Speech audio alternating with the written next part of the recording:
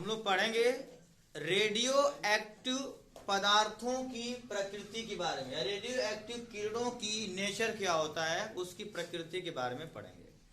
देखिए, सर्वप्रथम रदरफोर्ड नामक वैज्ञानिक ने रेडियो एक्टिव किरणों की प्रकृति के बारे में खोज किया कि आखिर रेडियो एक्टिव किरणों की प्रकृति क्या है, रेडियो एक्टिव किरणें कितने प्रकार की होती हैं, कौन किरणें धनावेशित होती है, कौन सी किरणें ऋणावेशित होती है, कौन सी किरणों पर कोई आवेश नहीं होता है। इनके बारे में अध्ययन किए थे रदरफोर्ड ने। रदरफोर्ड नामक वैज्ञानिक ने बताया कि जब किसी भी रेडियो एक्टिव पदार्थ को उन्होंने क्या किया, किसी रेडियो एक्टिव पदार्थ को कांच की मोटी दीवारों का बना हुआ एक बॉक्स लेकर के उसके अंदर, देखिए फिगर या डायग्राम बनाया गया मैंने, उन्होंने क्या किया, एक कांच की मोटी दीवारों का बना हुआ एक जो है बॉक्स लिया। उस बॉक्स में क्या किया, कोई भी रेडियो एक्टिव पदार्थ इसमें रख दिया। यह रखा गया है रेडियो एक्टिव पदार्थ उन्होंने क्या किया, इसके अंदर रख करके और इसके दोनों तरफ दो प्लेटें लगा दिया। इसके दोनों तरफ दो प्लेटें लगा दिया और इसके बीच में स्थिर वैद्युत क्षेत्र उत्पन्न किया। स्थिर वैद्युत क्षेत्र जब उत्पन्न किया तो तुरंत देखा कि इससे जो रेडियो एक्टिव पदार्थ है उससे अधिकांश रेडियो एक्टिव किरणें निकलना क्या होती है, स्टार्ट हो जाती है। यह प्लेट जो होता है, एक प्लेट ऋणावेशित होता है और दूसरा प्लेट क्या होता है, धनावेशित। यहाँ पे दूसरा प्लेट धनावेशित होता है।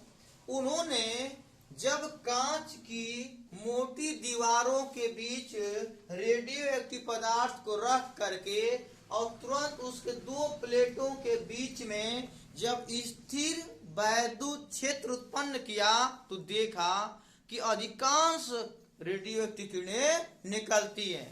उन्होंने देखा कि कुछ किरणें जो होती हैं वो ऋण प्लेट की ओर चली गई, कुछ किरणें जो होती है वो धन प्लेट की ओर चली गई।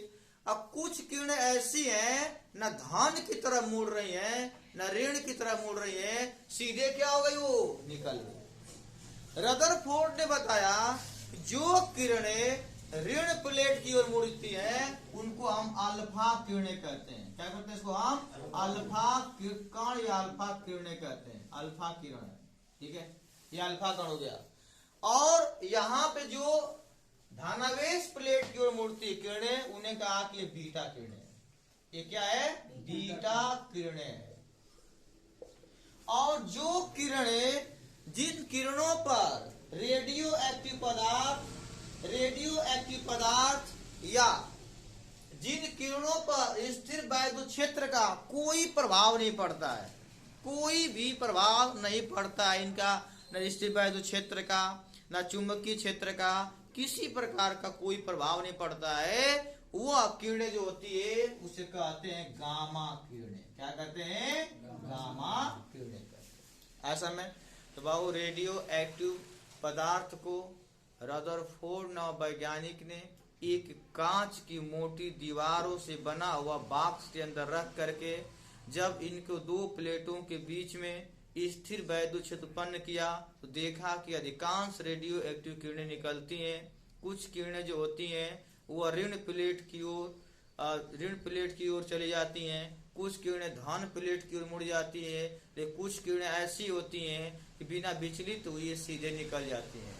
जो किरणें ऋण प्लेट की ओर मुड़ती हैं उन्हें हम कहते हैं अल्फा किरणें, जो किरणें धन प्लेट की ओर मुड़ती हैं उन्हें कहते हैं बीटा किरणें, और जो किरणें सीधे निकल जाती हैं उन्हें कहते हैं हम गामा किरणें। उन्होंने बताया कि जो अल्फा किरणें होती है ना, वह किरणें धनावेशित होती है। उन्होंने कहा कि अल्फा जो किरणें होती हैं वह क्या होती है, धनावेशित होती है। इनकी प्रकृति क्या है, नेचर क्या है, धनावेशित। नहीं कि ऐसा ऋण प्लेट क्यों मुड़ गया तो ऋणावेशित हो गया, ऐसा नहीं है। यह किरणें अल्फा किरणें क्या होती हैं, धनावेशित होती हैं। और बीटा जो किरणें होती हैं, वह किरणें होती हैं, ऋणावेशित किरणें होती हैं, ऋणावेशित होती हैं। और गामा किरणों के बारे में बताया कि गामा किरणें जो होती हैं किसी प्रकार का इस पर कोई आवेश नहीं होता है। और सबसे अधिक कैपेसिटी की बात करते हैं तो गामा किरणें को होती है, जिसको कोई नहीं रोक पाता है। सोचो कि बहुत क्या स्ट्रॉन्ग है वो। इसको ना अल्फा किरणें रोक पाई, सॉरी इसको ना स्थिर वैद्युत क्षेत्र रोक पाया कि तुम आओ मेरे तरफ मुड़ जाओ, न धन की ओर मुड़ा न ऋण की मुड़ा, विचलित नहीं हुआ, सीधे क्या हो गया, निकल गया। तो सबसे स्ट्रॉन्ग किरणें बात करते हैं, प्रकाश लगभग प्रकाश के वेग से चलती है, लगभग 3×10⁸ मीटर पर सेकेंड के वेग से चलती है। सबसे अधिक जो कैपेसिटी होती है कि मोटी मोटी चादरों को भी काट सकती है।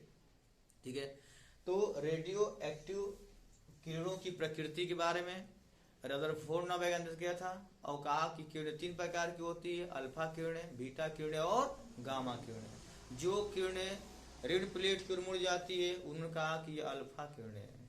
जो किरणें बीटा की ओर मुड़ सॉरी धन प्लेट की मुड़ती है उन्होंने कहा कि बीटा किरणें हैं। जो किरणें मुड़वे नहीं की सीधे निकल गई उसे क्या बोलते हैं, गामा किरणें कहते हैं। चलिए आप लोग नोट कर लीजिए।